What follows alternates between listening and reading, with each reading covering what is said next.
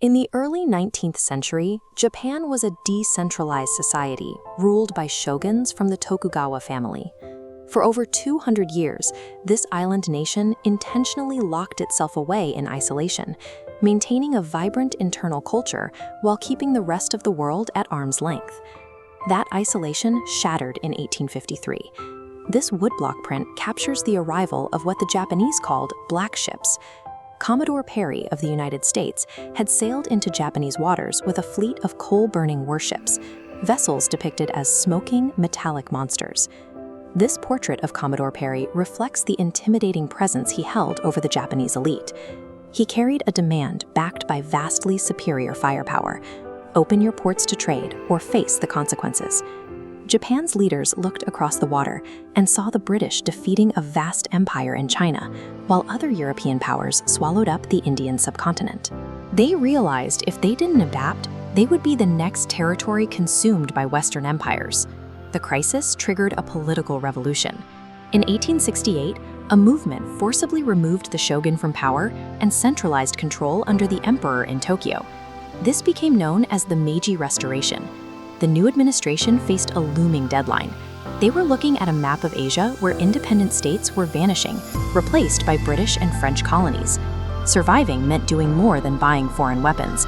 It required a total structural overhaul. To achieve this survival, they adopted a specific two-pronged blueprint. They summarized it in a single national slogan: Fukoku Kyohei, rich country, strong army. The government took direct manual control of the country's development. Officials began re-engineering society from the top down, treating the nation like a machine that needed to be optimized for the modern world. The first problem the government faced was divided loyalty. The population was fractured into hundreds of separate domains, loyal mostly to local lords. To fix this, the state constructed what historians call the emperor system to unify these fragmented subjects. Look at this portrait. The emperor was revered as a divine figure, a direct descendant of the sun goddess. Yet he is dressed in a European-style military uniform. He was positioned as a hybrid figure, a traditional god leading his people into a westernized future. By the 1870s, the state rolled out compulsory schooling for both boys and girls. The government recognized that an integrated nation needed a universally educated workforce to compete on the global stage. But education was a tightly controlled tool. The Ministry of Education dictated the curriculum to enforce a specific moral culture. Textbooks urged children to revere their parents and remain absolutely loyal to the state above all else. To fulfill the rich country portion of their blueprint, the government levied heavy agricultural taxes on the rural population. They used these funds to lay the country's first railway lines and launch modern banking institutions. The human engine driving this economy was female. Young women operated textile factories, generating export wealth to buy foreign machinery. This organized labor force fueled rapid expansion. The state subsidized select families, building mass monopolies known as zaibatsu, which dominated the economy. In decades, isolated domains became bustling commercial centers. By 1935, over 30% of the population lived in heavily urbanized cities like Tokyo. To build a strong army, the state instituted mandatory military service, replacing the exclusive samurai class with a massive national force. But a fatal constitutional loophole existed. The military was placed under the direct command of the emperor, completely bypassing the democratically elected parliament.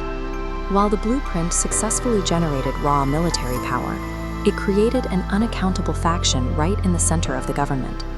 Even after a constitution was enacted, the civilian leadership had no legal mechanism to rein in the armed forces.